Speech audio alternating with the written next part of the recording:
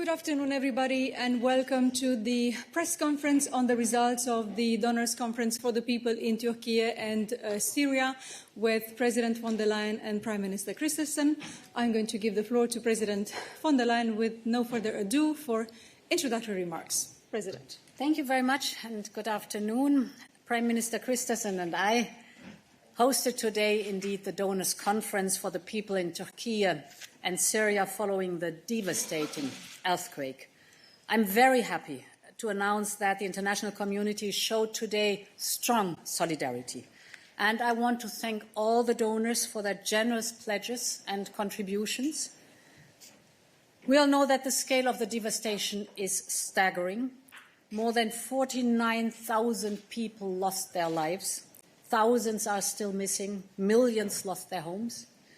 I would like to express once more my heartfelt condolences for the lives lost and wish a full recovery to those who were injured. Now, the results. Team Europe pledged today 3.3 billion euros for the people in Turkey and Syria. And in total, with the contribution of the international community, we raised 7 billion euros for the people in Turkey and Syria. This pledge includes 1.1 billion euro from the European Commission and 500 million euro from the European Investment Bank, backed by the EU budget. I think this is a very strong signal, 7 billion by the international community. The European Union has been by the victims of the earthquake from day one on of this tragedy. Our search and rescue teams reached Gaziantep and the region barely a few hours after the first earthquake. Our humanitarian support started flowing in within days.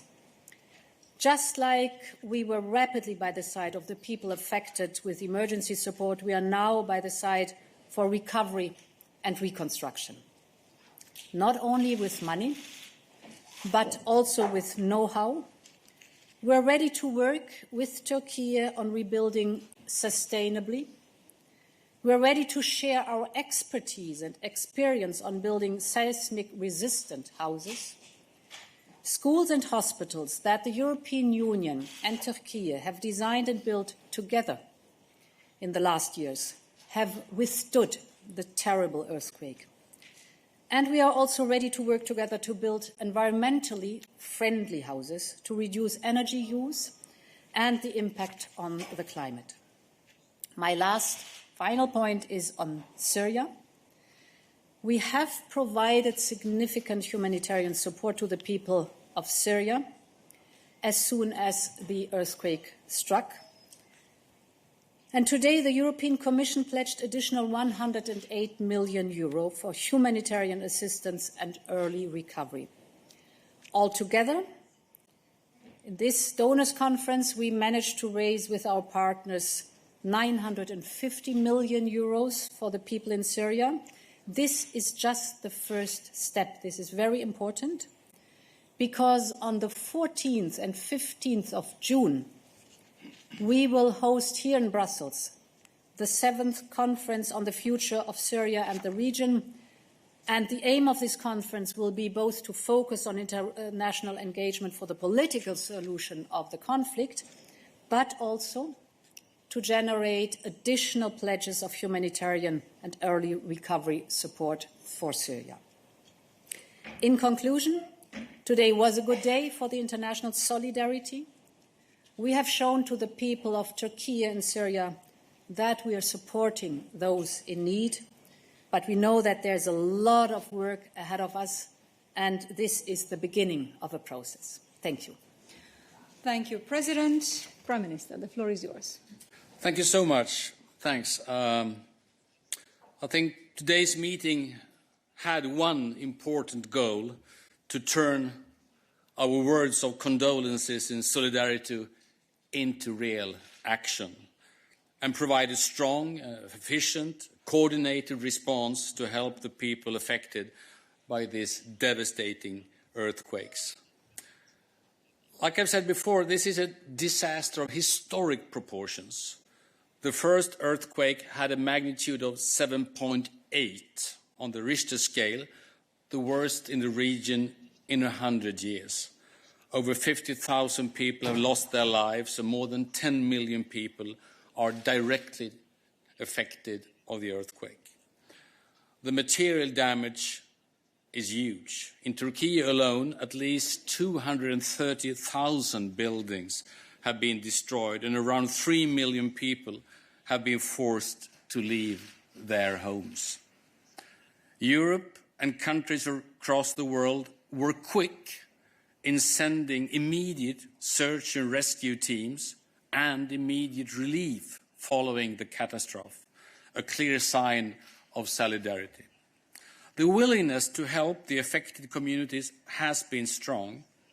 In my home country, Sweden, the catastrophe came very close, as very many Swedes have family ties to the affected regions and relatives living there. The initial and fast response is now being followed by new solid support for humanitarian relief, recovery, rehabilitation and reconstruction. And we are pleased to see that our goal for today's meeting has been achieved. We will see substantial new support for the people of Turkey and the people of Syria. This is a long-term commitment, and a broad range of actors will play crucial roles in the work ahead of us. Civil society organizations, the UN family, humanitarian actors, as well as international financial institutions, and not least the business community. For the Swedish presidency, we are grateful for the very good cooperation with the Commission in arranging today's conference, and very impressed by the substantial results today, but also very humbled by the very important work ahead of us. Thank you so much. Thank you. Thank you, Prime Minister. I will now open the floor for a few questions from the journalists present in the room and perhaps those connected remotely. First, David, go ahead. Let's see if I can get this to work. Yep. David Boati from Swedish. I did, but can I use this instead? Hello? Okay. David Boati from Swedish television. Question in Swedish for our Prime Minister, if I may. Och då kommer jag faktiskt byta ämne lite här och fråga: hur ser du på beskedet i fredags att Turkiet nu väljer att ratificera den finska NATO-ansökan men inte den svenska? Bara några dagar tidigare, strax före beskedet från Turkiet, att vi visste att det fanns en betydande sannolikhet att precis det skulle inträffa. Att vi och Finland båda ville gå hand i hand hela vägen fram. Det har vi båda sagt gång på gång, som inte minst du vet. Men också att vi visste att varje av NATOs 30 länder själva har att fatta sitt eget självständiga ratificeringsbeslut. Så att det var ingenting som förvånade oss. Vi hade inte valt den vägen om vi hade fattat det beslutet. Men vi har respekt för att Turkiet fattar turkiska beslut. Och vi tar fasta på att Sverige är ett säkrare land nu innan vi sökte medlemskap i NATO. Vi tar fasta på att det är bra för regionens säkerhet att Finland blir medlem, om än före Sverige. Och att vi är övertygade om att vi kommer att bli medlemmar mycket snart vi också. Och att Sverige också är förberedd på en situation där Finland blir medlem före Sverige. Så att det var, som du vet, ingenting som chockerade mig. Thank you very much. Second question in the middle, please, the gentleman there. Thank you for the floor. Turkish news agency Anadolu. My question is to Madam President. Like in many countries, we have the saying that goes, every cloud has a silver lining. Do you think that this disaster could lead to a new chapter or a progress in Turkish-EU relations?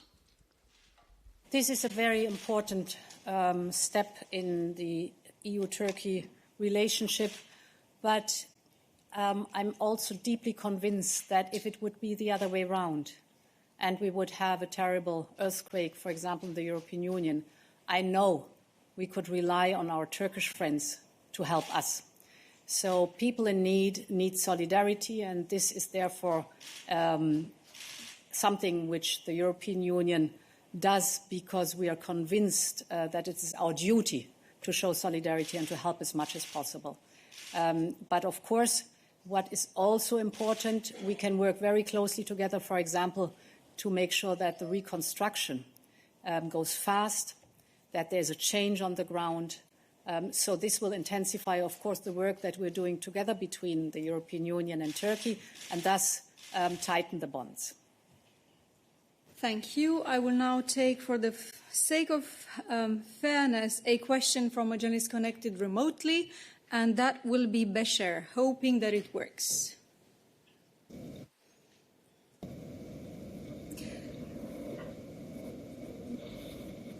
Yes, we can see you, Bashar. You can now ask your question. سؤالي بلغة عربية للسيدة فون دير لاين. تحدثتم عن 950 مليون يورو كدعم للشعب السوري. كيف سيتم توزيع هذا الدعم بين مناطق سيطرة النظام السوري والمناطق الخارج عن سيطرة النظام السوري، وبخصوص المناطق الخاضعة لسيطرة النظام كيف سيتم ضمان عدم وصول هذه المساعدات لاستثمار؟ نعم. Thank you very much for your question. What we're doing, our work is constantly in line with the UN resolution 2254. It is very important.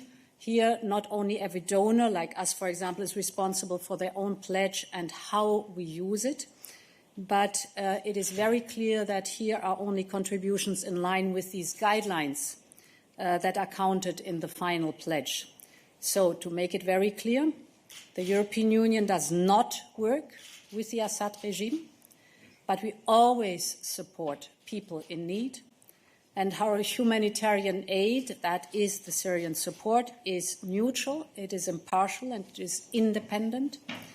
Very important is also that it is channeled via humanitarian partners under the strict international conditions we all know. For instance, no interference from the regime and full compliance with EU sanctions. So, bottom line, people in need need help, but there are international agreements on how to deliver this help as efficient as possible. Thank you very much, President and Prime Minister. This brings to an end the press point with the President and the Prime Minister, but please stay because we are following with a supplementary press conference with Commissioner Varhelyi, Minister Forcel and Minister Çavuşoğlu, who can answer more of your questions. Thank you.